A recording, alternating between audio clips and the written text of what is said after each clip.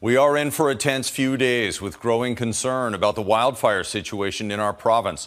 Strong wind and more lightning is in the forecast for many areas. Homeowners in the Venables Valley just north of Spence's Bridge were forced to flee, and that's where we find our Alyssa Thibault tonight. Alyssa, the evacuation order came as the community was gathered to talk about the wildfire risk.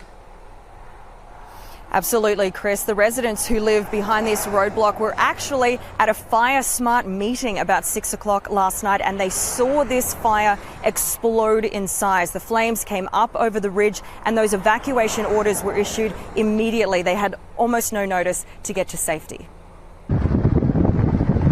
Fleeing from a raging inferno. And then there'd be these huge fire candlings, like just leaping in the air 100 feet.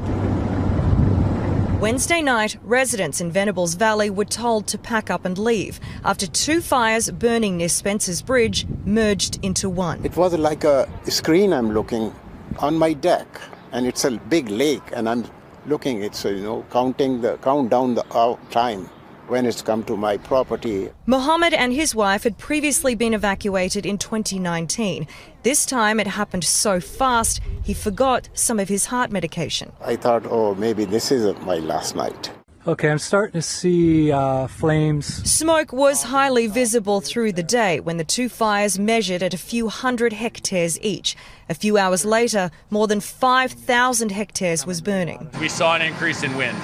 That increase in wind pushed that fire over the ridge, combined the Tate Creek and Shetland fire together, and then created a flame front that wind had a lot of energy to push down the valley. The wind was blowing the fire up across the top of the mountain range, but then the wind changed and it started pushing more toward the south where most of our homes are. Around 55 crew members worked to tackle the fire, and for the first time this season, BC Wildfire deployed its night vision capable aircraft. Structure protection teams also working on assessments. Officials say, as far as they know, no homes have been lost. I will say that structure losses are not the only kind of losses that matter to a community, particularly Indigenous communities where there are important cultural assets and communities where there are livestock.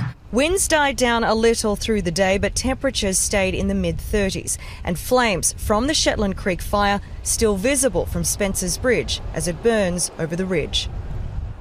And this could just be the beginning. BC Wildfire Service saying in their update today, we are on the precipice of a very challenging 72 hours with the forecast right across BC. So this is a very dynamic situation, Chris.